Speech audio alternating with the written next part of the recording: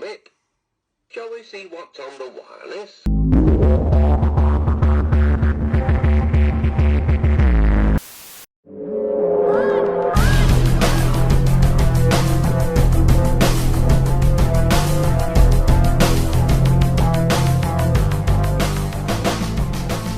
Half-Life 2 needs no introduction. It's arguably one of the most important video games for not only the first-person genre, but for physics-based games in general. It's number 16 on the highest-rated games of all time, and it has a ever-loving fanbase that keeps the game relevant through fan art, films, and memes to this day. But I'm willing to bet a good chunk of you watching this video right now didn't even recognize the music playing is actually part of the soundtrack.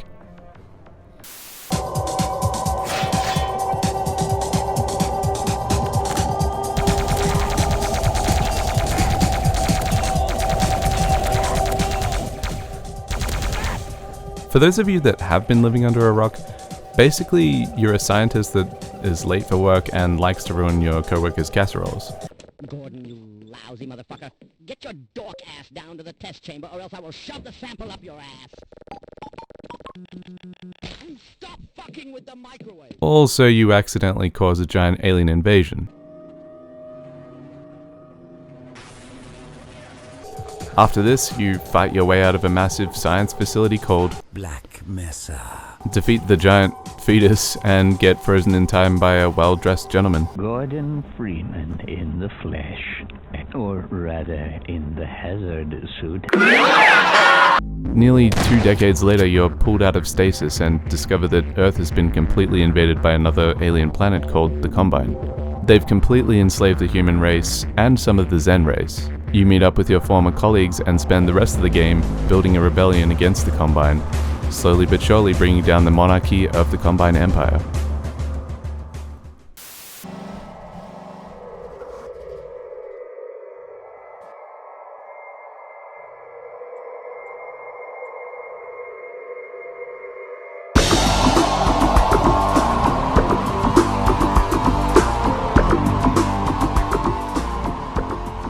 The Half-Life 2 soundtrack was composed by Kelly Bailey. It is an amalgamation of newly composed music and several cues from Bailey's previous work on Half-Life. He composed the Half-Life 2 soundtrack and its episodes, and a part of the Portal soundtrack with Mike Morasky and Jonathan Colton for Still Alive. He's also responsible for all of the sound effects of the first Half-Life, and along with Ken Birdwell wrote the code to allow characters to speak and move their mouths as they're talking. But for as much work as Kelly has put into the Half-Life series, I would say he has a much lower level status compared to our next Valve composer.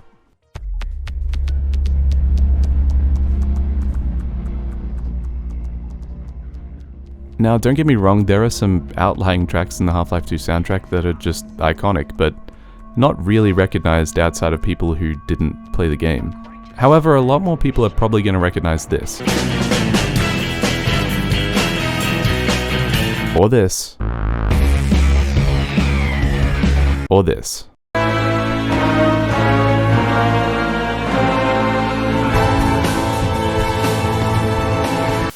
Mike Morasky is responsible for all of these OSTs, which are distinctly unique in atmosphere, aesthetic, and genre.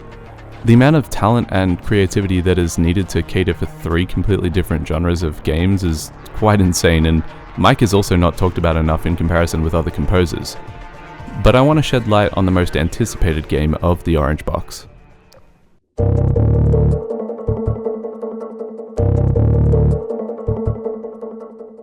Instead of trying to cater to these different environments, most of the ambient work done by Kelly just broadly encapsulates the entire world. With the exception of action sequences, you could easily swap out different chapters' music.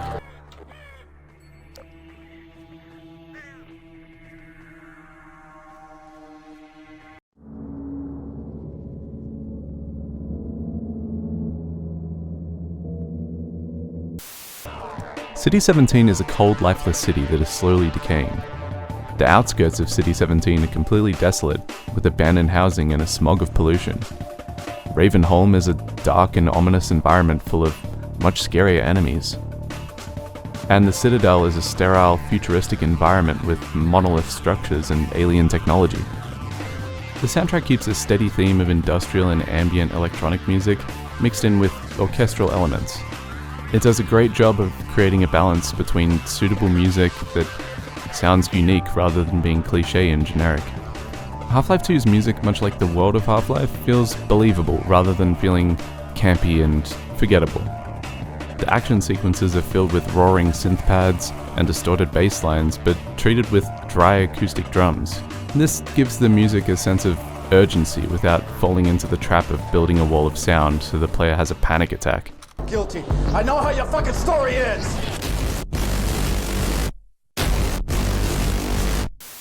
The bridge tracks, as I like to call them, in between the action and the calm, slow down the pace by taking away the drums but keeping the eerie ambience with some sort of repeating pluck and bassline to keep you on your feet.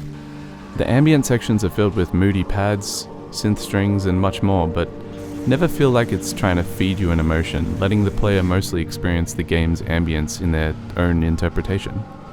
To further emphasize my point, I want to turn your attention to Black Mesa, an amazing remaster of Half-Life created by a team of talented fans that I really recommend playing through.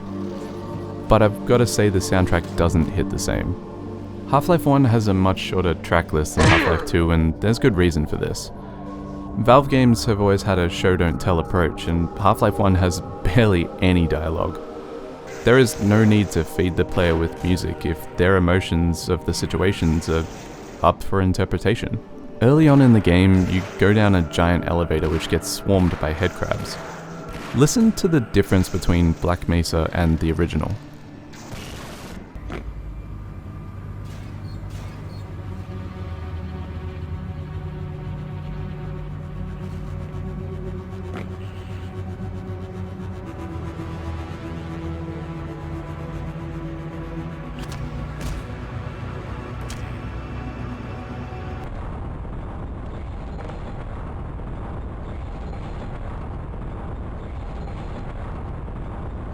Black Mesa's music placement, at least in my opinion, feels very out of place and unnecessary, while Half-Life straight up doesn't have any music for this section.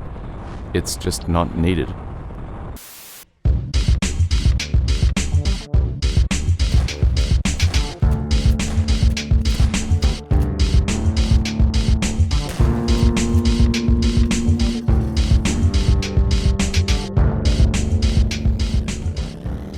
Half-Life 2 makes great use of sound design to further emphasize the bleakness of the events unfolding.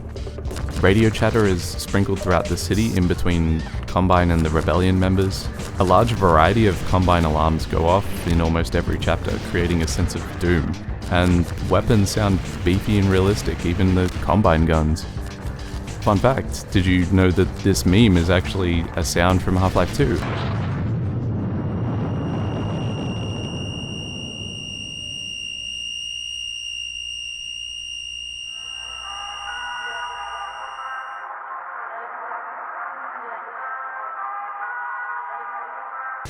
It's called Distorted Trumpets by Zero G, and it plays on some of the radios scattered throughout Half-Life 2.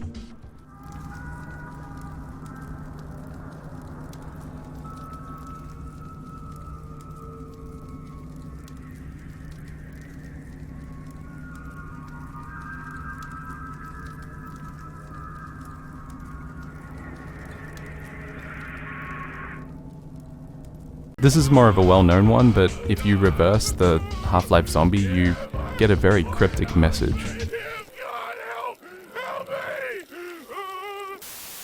Is That the Door is another track by Zero G, which plays on the radios, and is also a sample that was used in Postal Redux, Max Payne, and Vanishing Point. Gordon Freeman's face is actually based on Bailey's, among other Valve employees such as David Sprayer, Eric Kitchmer, and Greg Coomer. Hey, Mr. Coomer. Hello, Gordon. And almost all of the track list was not actually named by Kelly and instead named by the main writer for Half-Life 2, Mark Laylaw.